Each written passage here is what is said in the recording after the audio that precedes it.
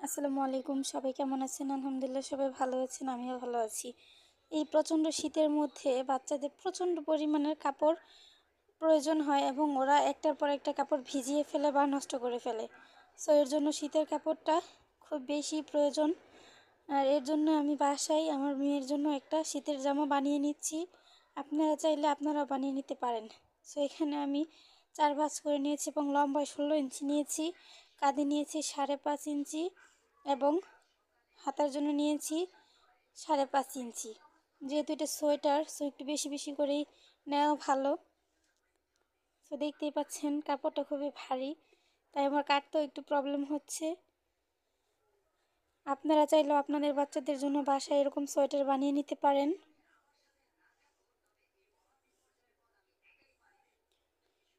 এটা কেটে নিয়েছি। এখন আমি সামনের পাটের গলাটা কেটে নিব। এর জন্য শুধু সামনের পাটটা আমি ভাঁজ করে নিয়েছি। এখানে আমি 2 ইঞ্চিতে মার্ক করে নিচ্ছি এবং লম্বা আমি 3 ইঞ্চি নিয়ে নিচ্ছি। এখানে আমি একটা রাউন্ড শেপ দিয়ে নিব।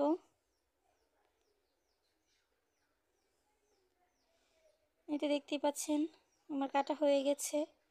এখন আমি গলার মধ্যে একটু কাপড় জয়েন দিয়ে নিব। এর জন্য আমি গলার মাপ অনুযায়ী আমার এখানে 17 ইঞ্চি প্রয়োজন ছিল। সামনের গলা এবং পিছনের গলা মিলে 17 ইঞ্চি। এখানে আমি 17 ইঞ্চি লম্বা কাপড়টা কেটে নিয়েছি। এটা আমি গলার মধ্যে লাগিয়ে নিব। এখন আমি হাতা কেটে নিচ্ছি। হাতাটাও একটা হাতার উপর আরেকটা হাতা রেখে এখানে আমি 16 ইঞ্চিতে মার্ক করে নিচ্ছি। আপনাদের যতটুকু প্রয়োজন ততটুকুতে মার্ক করে নেবেন। কাপড়টা সুন্দরভাবে সোজা করে রেখে তারপর কেটে নেবেন।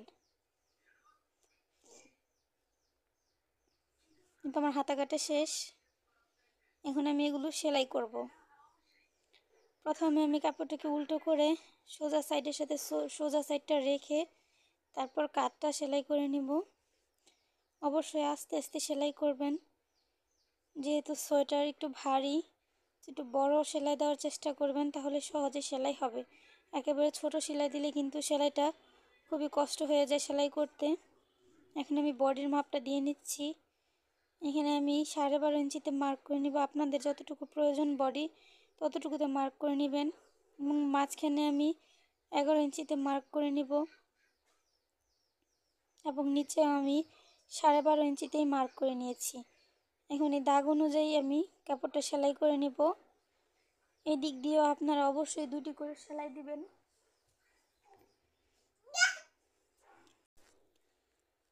আমি এক সাইডে 2টি করে সেলাই দিয়ে নিয়েছি এবং অপর সাইডেও 2টি করে সেলাই দিয়ে নিয়েছি। এই দিক দিয়ে পাচ্ছেন আমার বডি সেলাই করা প্রায় শেষ। এই যে আরেকটা সেলাই দিলে আমার এটা শেষ হয়ে যাবে। এখন আমি যে এক্সট্রা কাপড়টা আছে ওইটা একটু কেটে নিচ্ছি। বেশি কাপড় রাখলে কাপড়টা কুঁচকে থাকবে। এখন আমি হাতা লাগিয়ে নিব। সো হাতাটা সেম আমি জামার মধ্যে হাতাটা লাগাই আমরা ওইভাবে লাগিয়ে নিব। জাস্ট কাঁধের এখানে আমি একটু কুচি দিয়ে নিব, তাহলে সোয়েটারটা দেখতে খুব সুন্দর লাগে, একটু ডিজাইন হয়ে যায়। সোয়েটার তো নর্মালি একটু সোজাই হয়, দেখতে খুবই নর্মাল হয়, বাট আপনি যদি একটু হাতার মধ্যে ডিজাইনটা দিয়ে নেন তাহলে এই কুচিটা দিলে দেখতে খুবই ভালো লাগে, বাচ্চাদের পরলে খুবই সুন্দর দেখা যায়। আমি এরকমই আরেকটি ভিডিও বানিয়েছি, আপনারা আমার পেজে দেখে আসতে পারেন।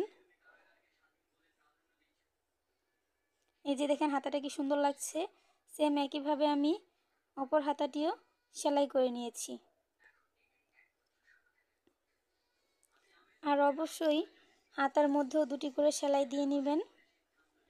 আমার হাতা সেলাই করা শেষ, আমি 2টি হাতাই সেলাই করে ফেলেছি। এখন আমি গলার কাপড়টা লাগিয়ে নিব। আমি এই যে গলার সামনে যে মিডল আছে, মিডল পয়েন্টে গলার এই কাপড়টা রেখে এক পাশ করে সুন্দর করে সেলাই করে নিচ্ছি। জাস্ট এই কাপড়টার সাথে কাপড়টা আমি জয়েন দিয়ে নিচ্ছি। আপনারা চাইলে এরকম সুন্দর সুন্দর সোয়েটার বানিয়ে দিতে পারেন আপনাদের বাচ্চাদের। নিজের হাতে একটা জিনিস বানিয়ে পরার আনন্দই অন্যরকম। সবাই ভালো থাকবেন। আল্লাহ হাফেজ।